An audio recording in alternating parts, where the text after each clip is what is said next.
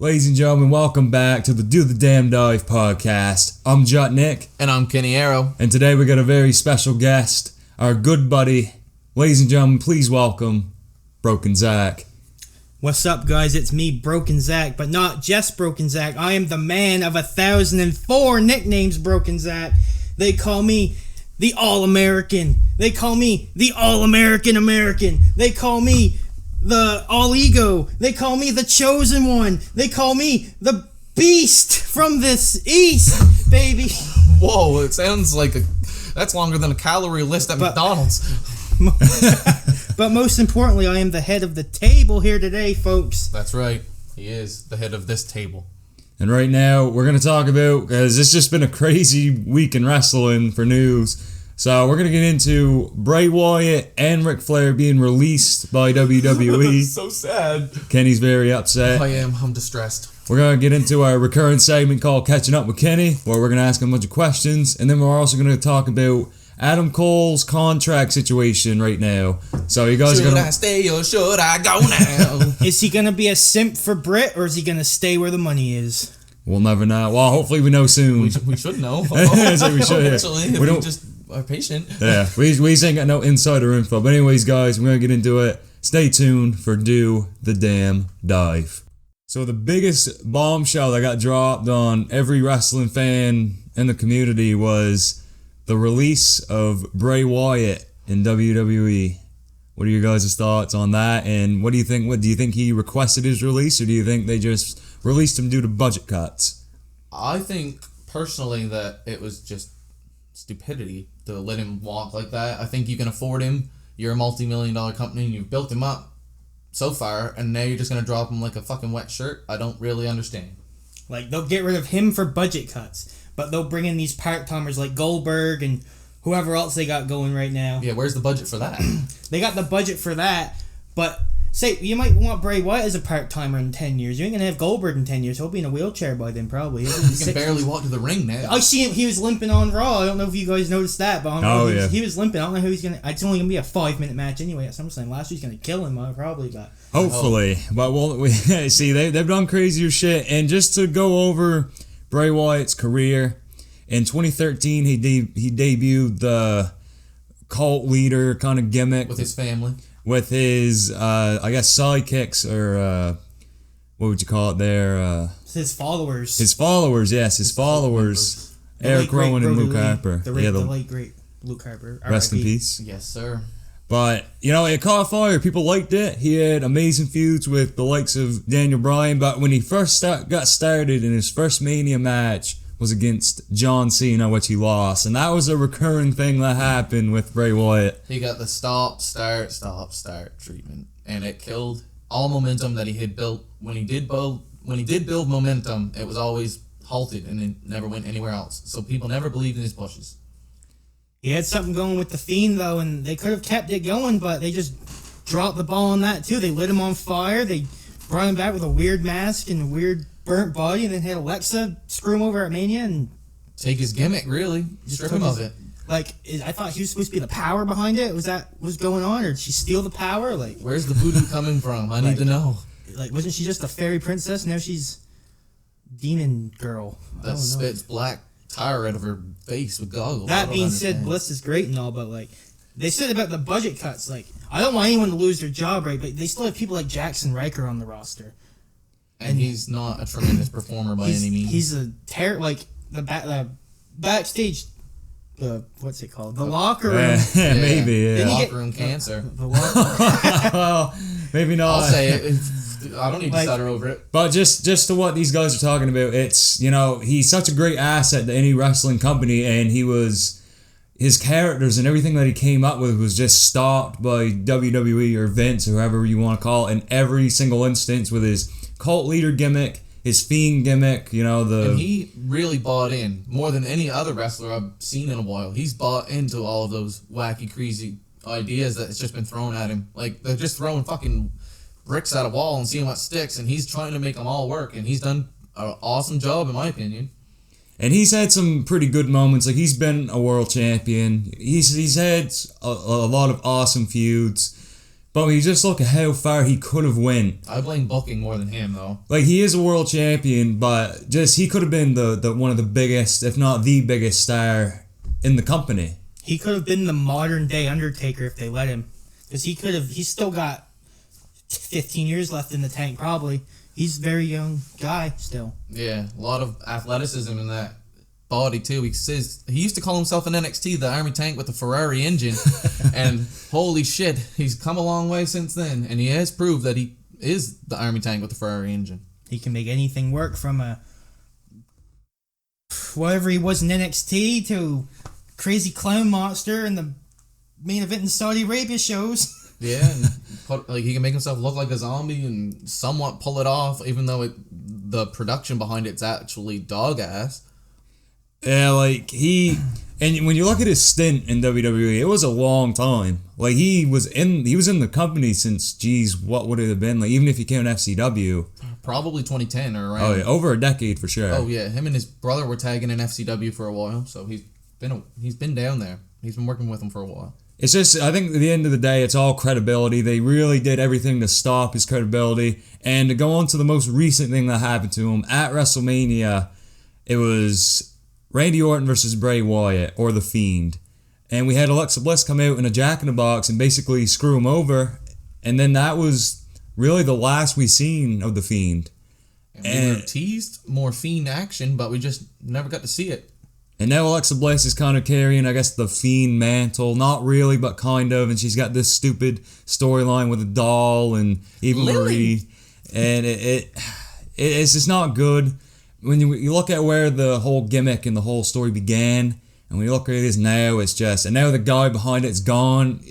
The sense is, like, it doesn't make sense anymore. I need wrestling to make sense. WWE is just not a safe place to work for any wrestler. Because obviously guys like Bray Wyatt and Braun Strowman, who are at the top of the card, top of the chain, are just... They're still at risk like anybody else. Literally Exactly. main evented SummerSlam last year, and we're like 2 weeks away from this year's. And Thrown away like a dirty shirt. It's hard to see. It's hard to see, folks. It's just nothing that we could ever expect. We know he was taking time off, and that's what gave people some idea that maybe he did request his release, and we still don't know if he did. I would say, if I was to kind of take a wild guess or assume, which might make an ass out of you and me, I think it was just a budget cut, because they've done that with so many people like Aleister Black and Buddy Murphy, who they probably could still use in a good role, but they just toss them aside because either the creative team is too lazy to write anything, which at the end of the day ends with Vince. So I'm sure the creative writers don't get 100% input into what's going on. And even the wrestlers themselves. I know Aleister Black went on Twitch and he said stuff about his ideas with the Mysterios, going back to how they didn't save him when he got his eye ripped out or whatever by Buddy Murphy. Just stuff like that. Like, wrestlers, I think, sometimes, I mean, we use the Nikki Cross example as things that wrestlers came up with that are bad, but they do have good ideas. And you give them a chance to express themselves, or how can they even get behind an idea that they're not even in touch with? And now WWE's put their fingers on that Fiend gimmick, and now it's theirs. It's Alexa Bliss's. I'm sure that probably wasn't. Now, I can't say for sure, but I doubt that was Bray Wyatt's vision going into that. They're so scared of losing gimmicks and losing people that they've built up that they won't build up anybody. But how are they ever going to make a show out of that? And WWE's had a long history of people who have gotten themselves over that they just don't like. They don't like that. They don't like the Rusev Day. They ended that, too quickly. Out of spite, pretty much. And out of spite. It's like they want the complete control of where we're going to put this person, what gimmick or what character we're going to give this person.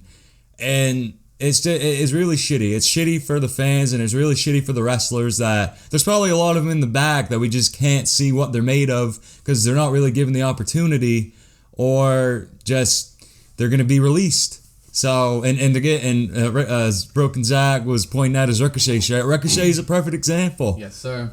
A very talented wrestler. Not the best on the mic, but they could give him something, which they are doing now. That's such an easy fix. Just give Ricochet a mouthpiece and they can have him as a top star. But this isn't about Ricochet, it's about Bray Wyatt. Who was a top star that he just thrown in the garbage for no reason? Yeah. And we'll get on to when the Fiends started and where it ended, kinda. So when he first got in there, he feuded with, I guess a little mini feud with Finn Balor at SummerSlam, which was awesome. The presentation. And He's, in my opinion, he saved Balor's career because Balor got sent straight to NXT after that, or requested to go there, whatever happened. Which is probably a smart move on his part. If that would happen, I would imagine Finn Balor would have got released by now, probably. He would have got released. He'd probably be in Japan or doing something better than what he's doing now. But yeah, hopefully he's all right on SmackDown. But time will tell. If anybody can save them under the WWE umbrella, it is SmackDown. That's true. SmackDown is kind of, I guess, for main roster wise, it is more or less the safest place. Not saying it's 100% safe, but usually everyone you see on there's got something going on, like the Alpha Academy, who are kind of lower on the card. Baron Corbin shit. And even guys like that, like they got something going on, which is good. Not everyone. Sad Baron Corbin. I will say, I like his hair. I like sad Baron Corbin too. It's like the most interesting he's been since he was like. I know. The very first Lone Wolf. This is the most for sure. interesting since, for sure. Like, I kind of like this Baron Corbin. I kind of feel bad for him. He's getting bullied, hitting the nuts. That's what he's looking for, and he's getting it. And not even from people that are just casual viewers, even the fans that are just like, oh shit, he's actually using a gimmick and getting it over. Like, let's give him a chance. Like, they got me feeling bad for a multi-millionaire that's got this mansion stuff while I'm sitting home in my parents' house. Like, I'm feeling bad for Baron Corbin. I'm like, do you want like $1? You want a McMuffin or something, bro? The Baron Corbin fun. But yeah, just, I think SmackDown was always going to be the safest place for Bray. And he still had he had slip-ups for the Fiend character on SmackDown. Not really necessarily due to him. Was kind of weird. Just pure booking-wise. And to go on to Hell in a Cell, which, against Seth Rollins, which was his big match for the Universal title. He kicked a lot of stomps. And then he got hit in the head with a hand case, like a sledgehammer, toolbox. That's the word. But the way the match ended, which was it was a DQ finish in a Hell in a Cell match. There is no DQs. No, they didn't want the Fiend to win the title. Obviously, they wanted it to stay on Seth. My question is, if you're gonna have such a shit finish like that, why even put the Fiend in that predicament? Because he could have just faced someone else in a Hell in a Cell. Why have the shit finish just for him to go win it in Saudi Arabia a couple weeks Exactly. ago? They should have just had him win it in the cell and do whatever That's in Saudi Arabia. That's just showing that they're only thinking week by week by week. For a wrestling image or vision to work, you need to think in blocks of months or blocks of how long you want feuds to last or where you have to think ahead. That's another thing. Week by week, they had Aleister Black close SmackDown, returning by kicking Big E in the face. He was released by next Wednesday. And now Big E's the Money in the Bank holder, and him and Aleister could have had something going on there. Aleister was probably gonna be in the Money in the Bank match. It was looking like it, yeah.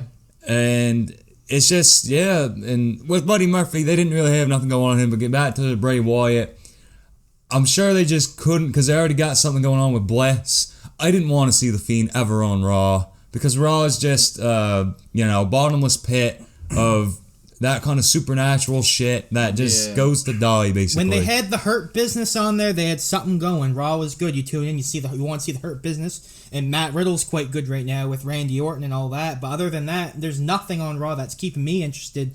And I've been a diehard wrestling fan for over 16, 17 years here, and it's just I tune in and it's just I'm on my phone half the time on Twitter. Yeah, we're trying to tune in, but we just want improvement in our wrestling world, and we're trying to get our voices out there to see if we can get that to happen.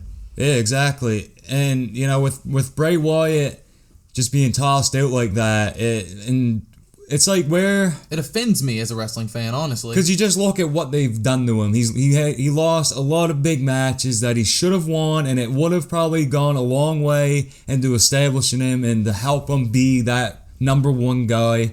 And everyone was on board with the Fiend. And then let's talk about him losing the Universal Championship. So, as Zach mentioned, didn't he lose it twice? Yes, he did. So the first time, as Zach mentioned, he beat Seth Rollins in Saudi Arabia, probably just because they want a big title change for their Saudi Arabia shows, which fucks up a lot of booking, in my opinion. But we'll get on to that in another. That's a booking clusterfuck.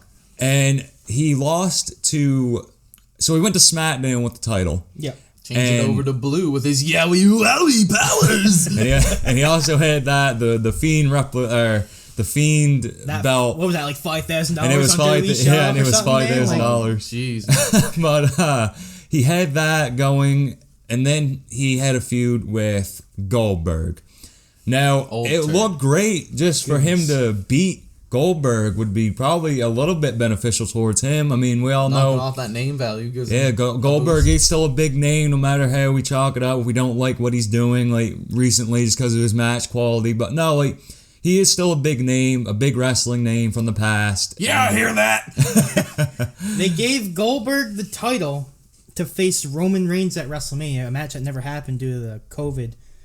But why would they do that anyway? Who wants to see Goldberg in 2020, man?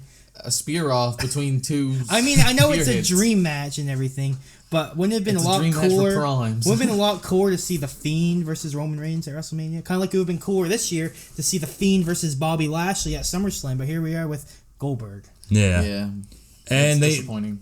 And with every Goldberg wing that happens, it's not good for Goldberg. It's not good for the Fiend. It's only good for his wallet, really. And that's the thing. No one would want to see Goldberg. And there's maybe a few people out there would. I would I don't honestly- hate Goldberg. Yeah. I could see him in an IC title Like kind of role. that match he had with Ziggler a couple years ago, I was into that. He Yeah, just because speared it him- wasn't yeah. it wasn't the title, and we knew he wasn't actually going to win the title. It was just such a big shock when the Fiend just lost to Goldberg. Like he didn't even kick out of that much. One jackhammer, and it was basically a done deal. Yeah. It wasn't even a good jackhammer, it was barely a suplex. Yeah. And that was kind of the last time, and that was like the longest, I think, reign, or maybe with that, the Fiend kind of had. I know one of his reigns is almost like only 14 days or something Yeah, like that. and to get onto that, he had a match with Braun Strowman at last year's SummerSlam, and this was the return of Roman Reigns. Roman Reigns just comes out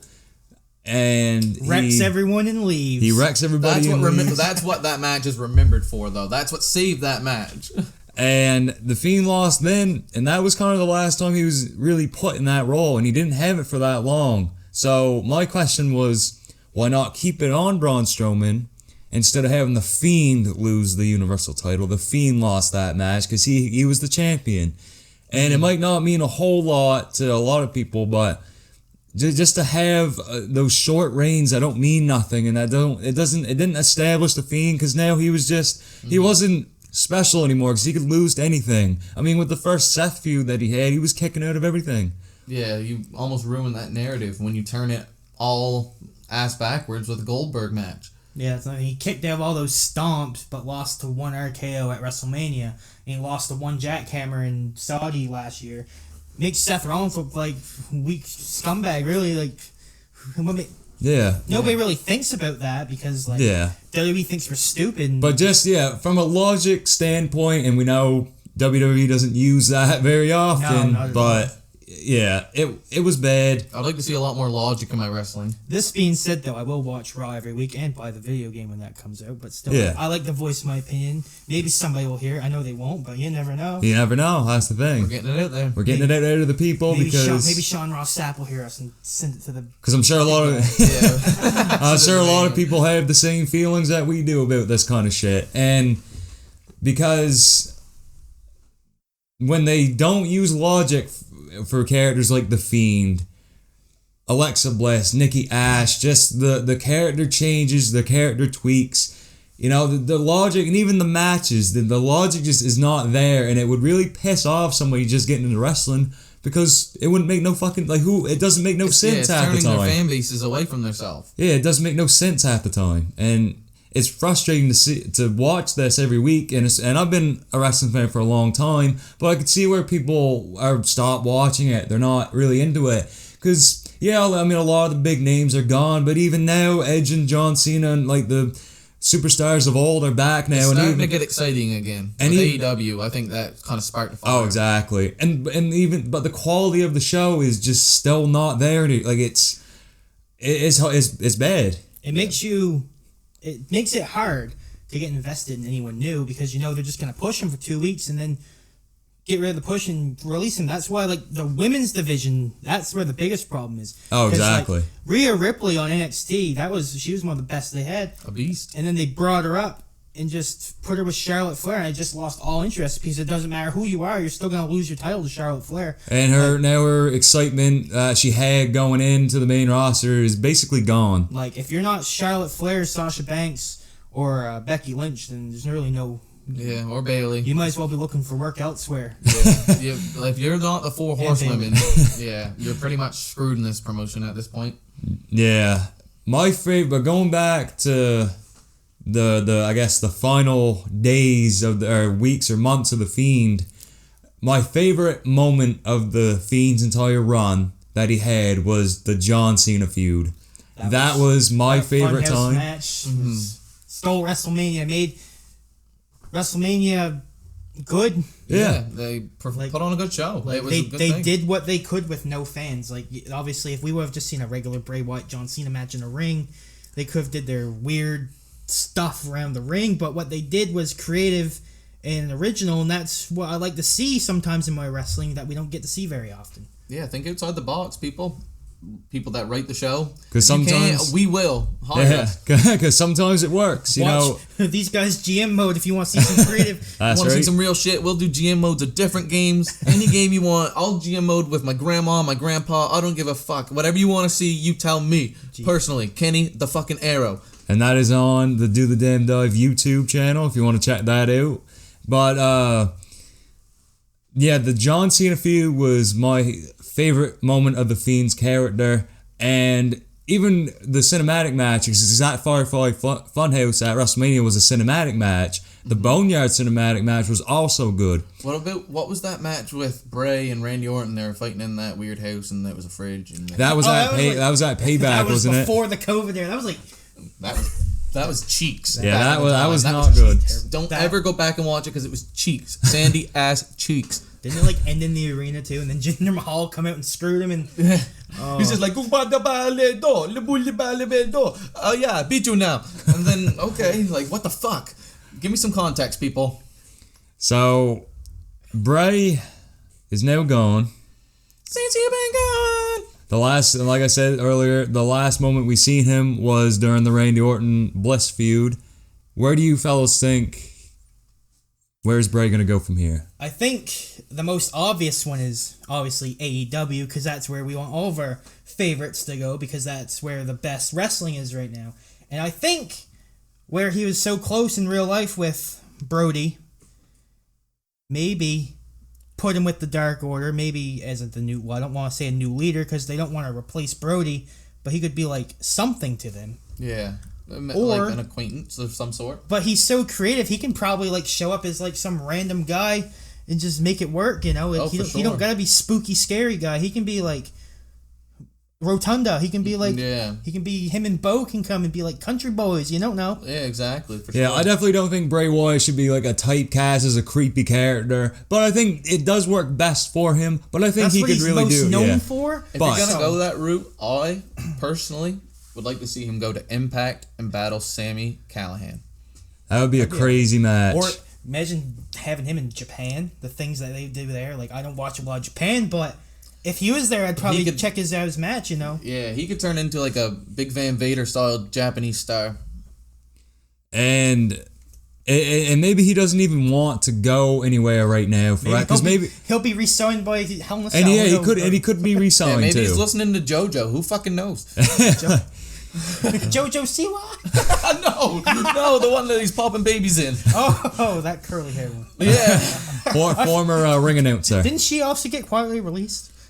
I believe so. I believe so. Yeah. Or maybe she just left because she's at home with kids and going on that kind of schedule that WWE has. Grind. It's not good for a lot of people for personal lives. So yeah, I could see maybe she wanted to leave, and that's why maybe people thought Bray left because of personal issues. I mean, he has kids, and his brother Bo left for to pursue other things. Yeah. Another thing it just popped in my head as we was thinking, what if since Smo Joe cracked on from Regal, you get Regal calls up Bray Wyatt to do some spooky, scary shit to get Adam Cole straight. Yeah. So he doesn't come attacking random people, just have Bray Wyatt as Regal's assistant, like the Firefly Funhouse guy could be like, "Hey, Regal, I'm your new assistant. What's up, buddy?" And then have the scary demon guy come kick your ass. Yeah, that would be a cool idea. Send Karrion Kross's ass to the main roster because he's doing both and it's not really working. It's not really working. No, I don't send like Scarlett the concept with of him. both. Please send Scarlett with him. Yeah, he needs some boobies by his side. Boobies. AEW and NXT are the safest play, and maybe even Impact, or you could say ROH, but from the biggest, shows that are on right now in America, NXT and AEW are the safest places for Bray Wyatt if he was to get re-signed by WWE, or if he wants to pursue other wrestling ventures in All Elite Wrestling, which would be awesome to see. But I definitely don't think it'll be no time soon, because I'm sure he might have a 90-day no-compete clause. And going back to what you said, Zach, earlier about the Dark Order, a lot of people are, speculating that, oh, well, since he's gone now, he could be the leader. I'm sure it's a little more, it is more complicated than just plopping into AEW and becoming the Dark Order leader, because obviously Brody Lee, or aka Luke Harper, and Bray Wyatt were the best of friends, and unfortunately Brody Lee passed away in December of 2020. So when you go into that, you got to be careful, because, and obviously I think Bray Wyatt would ask for the blessing of the family to see if he could do it. There's a lot of emotions like, involved. I wouldn't want him as a replacement for Brody, but just like something to take the Dark Order to the next level, because a superior for sure. That would be his role. There's no one in there right now that has they can obviously build stars. Anything can happen. Instead of a leader role, maybe someone that all of the Dark Order look up to. Yeah. That's not exactly their so-called leader, but someone that they're all in awe of. Instead of all of them trying to suck off Hangman Page, they try to Yeah. And that's the thing. Dark Order is. I mean, now if Bray Wyatt was to come in, the Dark Order would have to turn heel, because they're basically a comedy gimmick now. Which is sad, honestly. There's a lot of talent there. It's working because of how, you say John Silver, Johnny Hungy, but yeah, the other characters, you can't see that Stu Grayson guy. I don't see him being funny. He looks like a ass kicker. Mm-hmm. Like, when you look at all these guys, it's like, well, shit. I mean, they look like they could be serious, and they were at one time. I get the change, because you can't have them being heels after the Brody Lee incident, and that's going to be a tough hill to climb. They're naturally over baby faces. They can't really want to turn them heel. I figure if they bring Bray in, nobody's going to boo Bray, though, so maybe they could figure something out.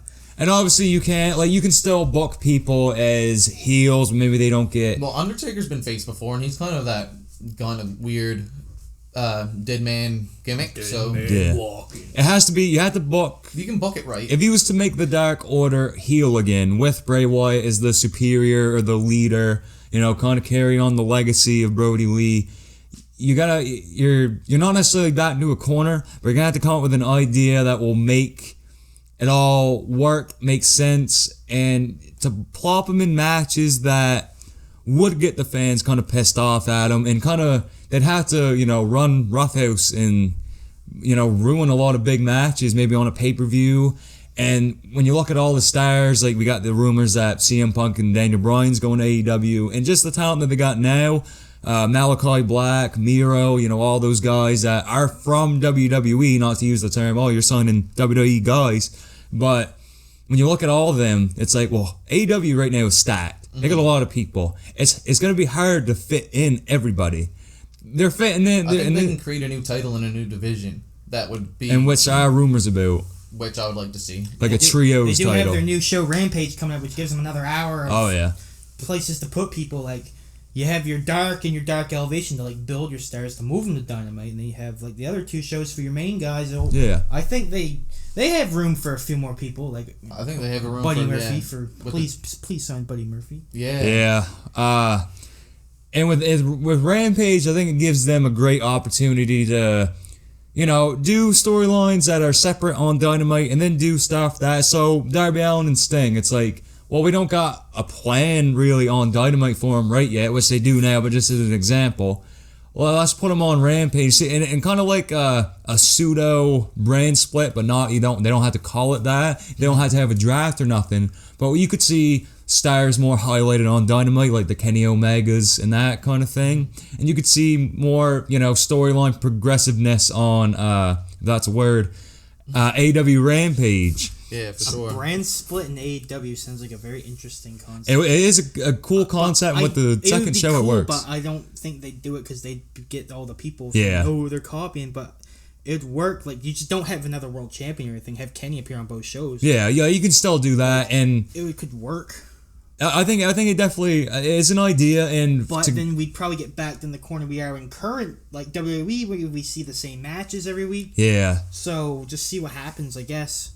Yeah, it would be kind of tough to do that, but I think if storylines can't really progress on a certain show like Dynamite, or if they can't progress on a show like Rampage, then kind of keep the storylines on either one show or the other. Because I think, and with Bray Wyatt coming in, they got 2 shows now, and if he was to come in, they got 2 shows. They got Dark and they got Dark Elevation, but there's a lot of shows. Maybe he could appear on the inaugural episode of Rampage. Yeah, and they just as a big, and they're gonna want viewers for that, I'm sure, on TBS.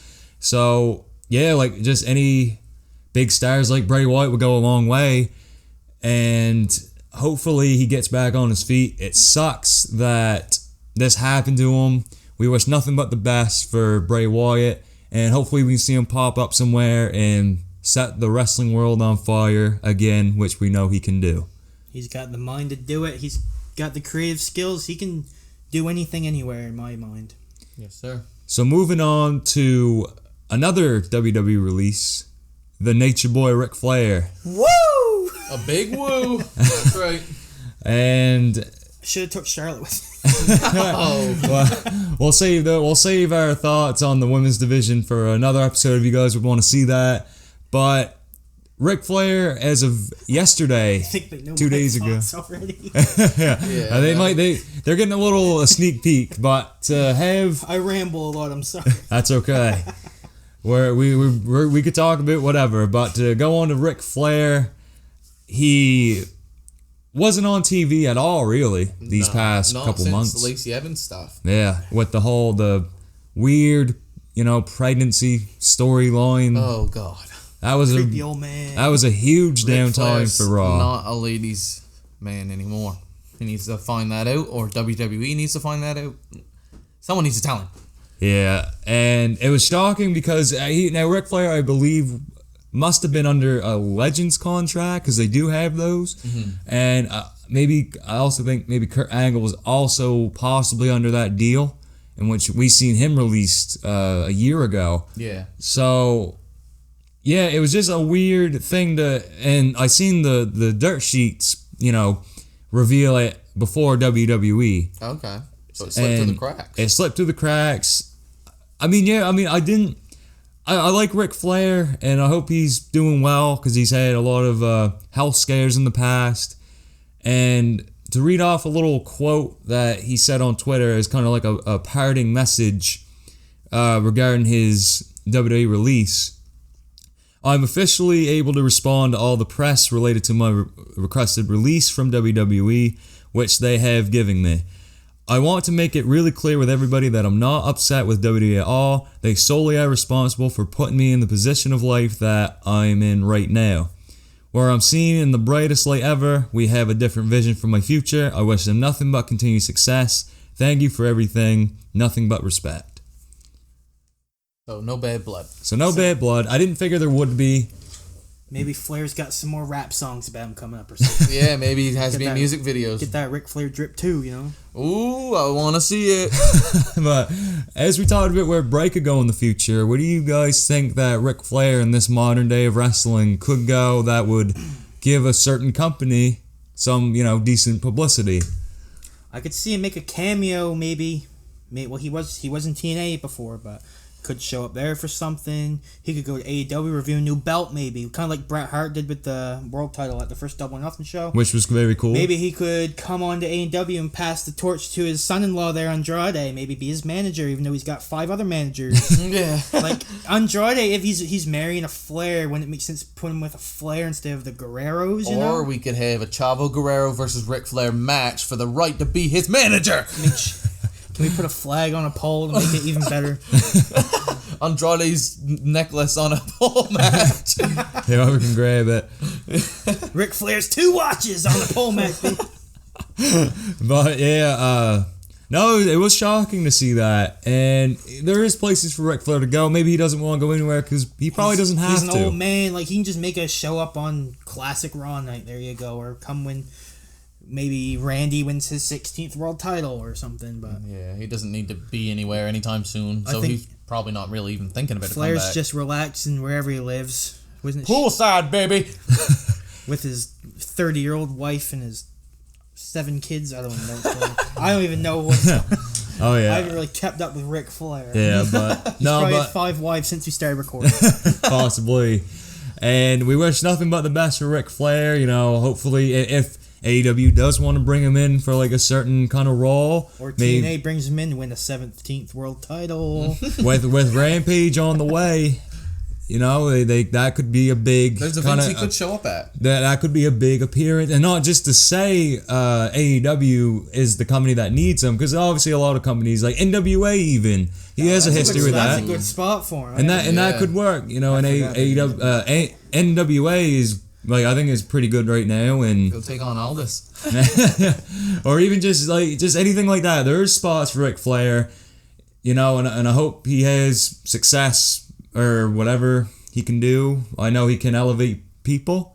Hopefully he can be put in a little bit of a better storyline, or, you know, his appearances are a little bit better than what they were in WWE. And stop impregnating women. Which was weird, and yeah, let's hope. If we see Flair on AEW TV, I hope to God he gives Don Callis a chop, because man, That would be awesome. that man is a heat magnet. He's like, I'm like the smart wrestling fan, but when I see Don Callis, I tell you, my blood boils. That piece of shit. That piece of shit. Don Callis. Calling it That's Don it. Callis. I'm calling out you, Don Callis. Meet me in the back. Meet me in the backyard. You're gonna get a backyard tables match. Now you're just doing your job really well, Mr. Callis. I hope you're doing all right there in not Montreal, Winnipeg, Manitoba. Oh yeah. Canada. Canada. In case you forgot. Canada. So now we're going to get into a recurring segment on the show called Catching Up with Kenny. Stay tuned. Ladies and gentlemen, it is now time for Catching Up with Kenny Arrow. So if you listen to the last episode of the podcast, this is going to be a recurring segment where I ask Kenny Arrow some questions about wrestling. It could be anything really, but to keep with the wrestling topic. So Kenny, what do you think of the state of the Intercontinental Championship right now on SmackDown, and who do you think could win the title and elevate it? I think the intercontinental scene over on SmackDown is in desperate need of change. Apollo has been absolute Apollo ass, and I am really tired of his performances and his weird commander of the Jizz walking around following him. It doesn't make any sense to me. There was no context. I'm absolutely shitting all over it because I hate it. And Nakamura looks like he's the guy in place to take the title, and I believe that he can do some good things with it. Maybe Finn can challenge him. Because Shinsuke is really over on SmackDown right now. Like, just everyone in the arena singing his theme song, everything he does. The Boogs guy, the Old Spice deodorant Boogs. Yeah. Boogs! There we go, baby! Former 24/7 champ, Rick Boogs. We're about to rock! But yeah, it looks like that's where it's going, for sure. And the next question I had was, who do you think should take the AEW Championship off Kenny Omega? I'm gonna go out of left field and think that AEW should go with their first ever transitional champion and let it be Christian Cage and let him hold it for a month or two, and then he should transition it to someone else that's building their way up the card. That would be awesome, for sure. I feel like it's a good way to legitimize Christian Cage, and it's a good way to bring someone else up and show them the world title picture. Oh yeah, like any win over Christian Cage, I think would, you know, do a lot. Even just working with Christian Cage, because he's got a lot of experience. So if like a newer guy was to take it off him, you know, I think it would be beneficial for everybody. Yeah. To see Christian have that one final run maybe with the AEW Championship, and, you know, just it'd be cool all around, I think. So that is a very good take. It'd be cool if him and Edge were world champion at the same time. Yeah, I know. That'd be kind of cool. Yeah. So now we're going to get on to Broken Zack's questions. What do you have for him? So, my first question of the day, sir. Yes, sir. To my right. All right. So, if you could do a trade between AEW and WWE, who would you trade from each company? Who would you send over? Would it have to be a fair trade? No. So it could be lopsided. Yeah, you can send whoever you want that you don't think fits in AEW over WWE, and vice versa. I could see WWE wanting to pick MJF from the AEW roster, and then on the other side, I could see AEW wanting to maybe pick someone like a Drew McIntyre off the WWE roster, someone that's a big face. Like they need more size and bulk, I think. And I think if they could take Drew McIntyre with how he's already been kind of built, I think that would be a... So you say it's about the size and bulk. I personally think Brian Cage would fit so much better in WWE than he does in AEW. Yeah, because Brian Cage ain't really doing much over in AEW, but I feel like if WWE seen him, Vince McMahon would just jizz all over his TV and just Vince has probably never seen this man. For him not to be a WWE talent, like he'd throw me against Roman Reigns tomorrow if he could. Pretty much. And my next question is kind of the same thing, but not really. Your dream match: you take one AEW guy, one WWE guy, and they have 20 plus minutes. Who you picking and why? I'm picking this match based solely off a YouTube clip I seen, actually. I've seen a clip of Kenny Omega admitting his favorite wrestler to watch was John Cena.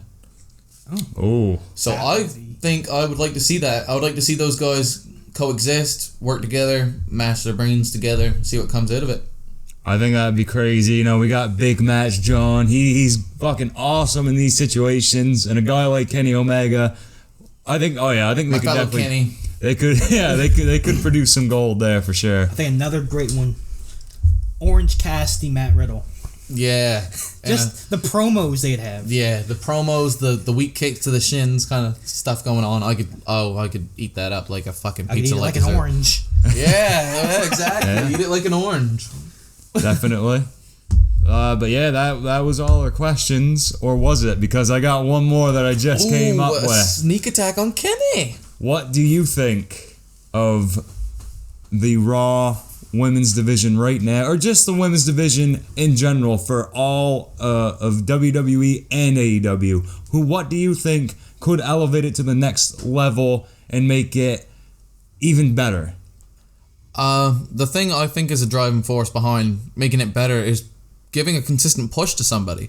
I feel like it doesn't matter who at this point. I feel like no one in the women's division of any show has really got a consistent push and a consistent amount of airtime.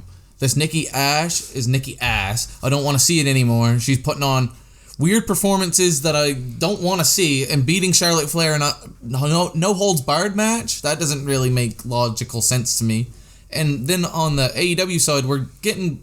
I want to see Britt Baker get that moment, but before that, I've never seen them really hype up their women's division. But Britt Baker looks like she could change that, and I'm willing to see what they are going to do with her. Oh, yeah, for sure.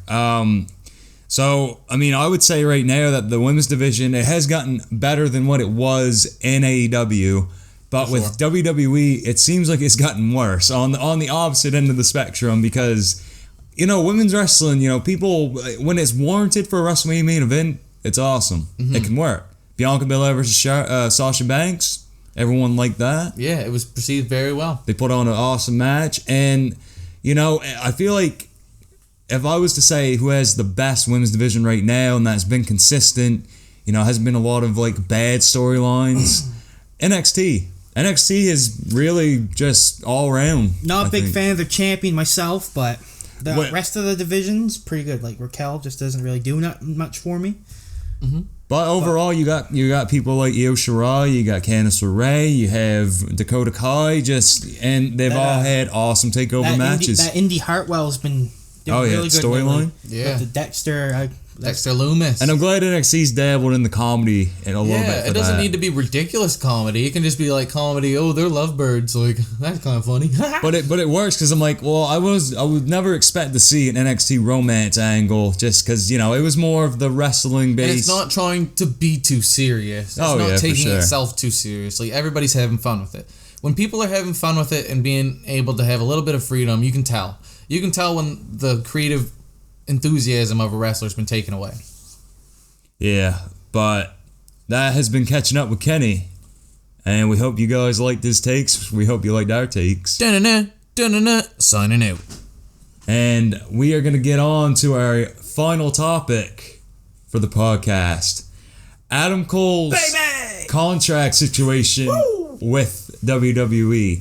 So it's been reported, there's been multiple reports about him working currently in WWE or NXT without a contract right now, and then there's been reports that it's expiring after SummerSlam. So, what do you guys think is gonna happen to Adam Cole in this month? I think he'll resign. Right on. It'll be cool. Like, he'll probably negotiate with him, get some more money from him, but I think he'll stay with the WWE because it's just he hasn't been misused or anything. I just feel like he's happy behind there. the scenes. Yeah, like he's the face of NXT. They might move him to the main roster, but And maybe that's why he might not resign. To play devil's advocate, Adam Cole, I mean, I'm sure everyone's seen what's happened to Karrion Kross on Raw, and I'm sure Adam Cole gets some leeway as to, do I want to go up to the main roster or don't I? But I'm sure Vince at some point might want to bring Adam Cole to the main roster, and it might be for the worst, because when you look at Karrion Kross, I mean, everyone thought that, I feel like he'll have a short run in NXT, and he'll do all right in the main roster. And even guys like Keith Lee, they're big, the characters are there, the matches are there, and they've had 50-50 booking. The booking's just not there. Karrion Kross's run so far has been very lackluster to what he's been doing in NXT, which is a shame. So I would not be surprised if Adam Cole doesn't want to sign back, because he's scared of being signed to SmackDown or Raw. I mean, SmackDown, you have a better chance, but I'm afraid Vince will see him, think he's too short, and then throw him in the mid-card or something stupid. But as much as we all like Adam Cole, his size will probably play a factor in Vince's eyes, which is going to suck. But that doesn't happen when you see Daniel Bryan. Yeah. He was a top guy. And there has been shorter guys that have, even AJ Styles currently. But they've never been the guy like Adam Cole has the potential to be. Like, he's not the 6'6" guy with the movie star good looks. Like, he only might have the good looks, but he doesn't have the stature. He doesn't have the stature like Roman Reigns or... Well, Roman Reigns ain't even that tall, honestly. John Moxley's taller than him. Yeah, but he's I think that's what also kind of played a factor in Finn Balor's, after he won the Universal title for a day when he got injured. When they put him up against guys like Brock Lesnar and maybe even Bobby Lashley, you look and it's just, there is a notable size difference. Mm-hmm. And it's worrying for guys like Finn Balor and Adam Cole, because... But that's where, creative should get in there and, think of ways to get around the bigger stature. Like, the guy should be using tactics of some sort. There's ways to get around stature. You don't have to ruin someone's legitimacy by you can add to them by letting them beat bigger people and make everybody come out a better person or a better wrestler. He had the Undisputed Era to help him in NXT, and that's good. That'd be a good thing from a main roster if they ever reunite or whatever, because he could be a legit guy to beat whoever. He could the leader of a pack of wolves. He could beat Nakamura, no problem. He could beat any of these guys. But say you put him against Roman Reigns, he might have a little problem, but you'll still believe he can win with the Undisputed Era. Maybe interfering or whatever. Yeah, you never know what they could be capable of. But now he doesn't have that crutch. He doesn't have the era anymore. I won't say it was an actual crutch, but it definitely helped his career, I think. I think it would have been beneficial for him on the main roster just to come in with more guys around like a him. Nexus kind of maybe thing. Yeah, sort of like a Nexus kind of thing. You got these guys from NXT, they're taking over now. It is a shame that the UE's now done, and they had a great run though.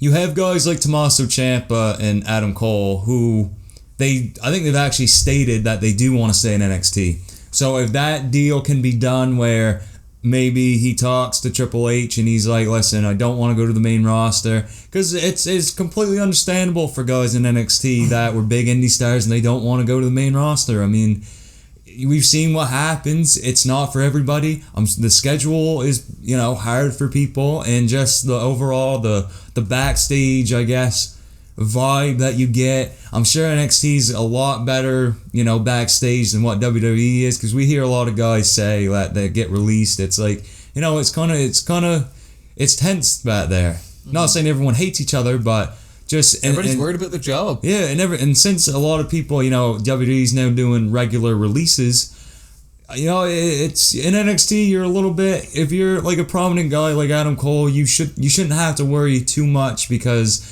he's just so good at his job. They're always gonna have something for him. And on the other hand of things with Cole though, maybe he thinks he's already done everything there is to do in NXT. Oh yeah. He don't want to go to the main roster or anything. All of his friends are over in AEW because he used to be a member of the Bullet Club. He's friends with all them guys. and his girlfriend's there, Britt Baker, so maybe he'll want to go over there and try something new.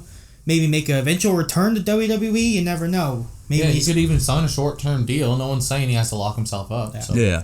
Maybe be a free agent for a little while. Maybe he can go to AEW, go to Impact, then come back to WWE to see what he likes best. Yeah, like Adam Cole's a guy where he can He's work a smart man. He's a smart man. He can work out like wherever he goes, whatever company he signs with, whether that be AEW or maybe even Impact. There will be interest. There is interest in there, and I think he would kill whatever role they put him in, whatever spot on the card. But to wrap things up here, if Adam Cole were to resign, what kind of area would you put him in? Like what's next? What's next if he had to go to the main roster? Main roster, okay. If you're sending him to the main roster, I think that you need for him to feud. I think he could re-spark Raw, but I don't know who you put him with. That's the thing, because I don't want him after Bobby right away, and I don't think Bobby needs to lose that title right away either. But maybe if you put him like Adam Cole versus Sheamus, maybe after Sheamus loses his title to Priest, that could work. To have like to have that bigger guy that he goes against and proves himself. Just starting out, I mean, he shouldn't. I don't think anyone from NXT should, depending on who they are. Like, I don't think they're ever gonna get jump started to the world title. Like we've seen it before, but with Adam Cole, I think he would work just starting out in the mid card division, like you said, Kenny. And I think that would work for him. If Sheamus is to drop this title to Priest, which I hope that happens, then I could see Sheamus and Adam Cole maybe picking up a feud. What I would do, I'd put him on SmackDown. That would be the safer option for him. I'd put him on SmackDown. He can either A, go straight to the top. He'll get a babyface reaction. They could have him babyface against Roman Reigns. They could have him a heel against Edge. They could put him against Seth Rollins as a face. They could put him in the main event. They could put him against Finn Balor. Or they can have Nakamura or whoever hopefully beat Apollo Crews for the IC title. And Cole can go straight for the IC title and make that division what it should be, the Workhorse Championship, because they have the guys to do it. It's just the title where it's on Apollo Crews. It's not really doing much for me right now. But you can have like great matches against, say, Adam Cole versus Big E, Adam Cole versus Nakamura. Even him and Crews could put on a good match. But it's just, I think he'd fit better on SmackDown. But I feel like if Vince seen him, he'd probably throw him on Raw and do the stupid thing like he's doing with Karrion Kross. I can definitely see that. He might get rolled up by Jeff Hardy on his first night, which I wasn't completely against that, because you have Jeff Hardy come back with that new theme song and they weren't gonna care. It's just the internet that didn't like it. Yeah. But I think they shouldn't have, like, I know I'm going off topic right now, but they shouldn't have done that with Cross anyway. They should have put him against someone else, like put him against Drew Gulak, put Jeff Hardy against, have him roll up Sheamus. That would have been way better than what they did. But back to Adam Cole, I think on SmackDown is the best place for Adam Cole if he has to go to the main roster. For sure, he would be established on SmackDown. Probably he'd have a better chance at it than, say, on Raw. When they already got, I think Raw has enough people now, especially in their world title picture, that they could put, say, Bobby Lashley or McIntyre, or they got bigger guys in that division. Yeah. So when you look at the landscape, especially even now with like Roman Reigns, I think it would have to be a landscape change on like who's the new champion, like. Because if Adam Cole's going up against Roman Reigns or Goldberg, it's not ending well. Yeah. Well, if he's like against like Cesaro, there you go. And maybe like a mid card feud. And I think if he were to re-sign and they said, "Listen, we're giving you the call up or down, depending on how you look at it, to the main roster," I think they could book him right and things would be on the up for Adam Cole. But my ideal Adam Cole stays in NXT. Samoa Joe takes the title off Cross. Cole's gone for a few months after losing to Kyle at this takeover. He comes back, gets his revenge on Samoa Joe for making him look like a bitch a few weeks ago when he choked him out. So yeah, that would probably be the best one, because I don't think when Samoa Joe wins the title, he's going to have it very long. I think it's going to be to build the next champion, which could be like Adam Cole, who's already had his run, but I don't know who else they put on really. Who else would be the best one to beat Samoa Joe? Yeah. In a perfect world, let's hope that happens. It's not a perfect world. So, Expect Adam Cole on main event by November, boys, and losing to Humberto Carrillo. when it comes to wrestling, especially WWE, expect the unexpected. Thank you guys for listening to our kind of talk about the biggest topics in wrestling right now. For now, I've been Jutnick. I'm Kenny Arrow. And I've been Broken Zack, and thanks, guys, for having me. It's been a fun time. Anytime, man. This has been amazing. And you can listen to this podcast on YouTube, Podbean, Apple Podcasts, and now we are on SoundCloud. So there's a lot of platforms where if you want to pick this up and download it to listen anytime, anywhere, feel free. If you want to subscribe to the YouTube channel, it's Do The Damn Dive. And also, if you want to follow us on Twitter, it's at all lowercase Do The Damn Dive. Guys, thanks for listening, and we will catch you on the next one.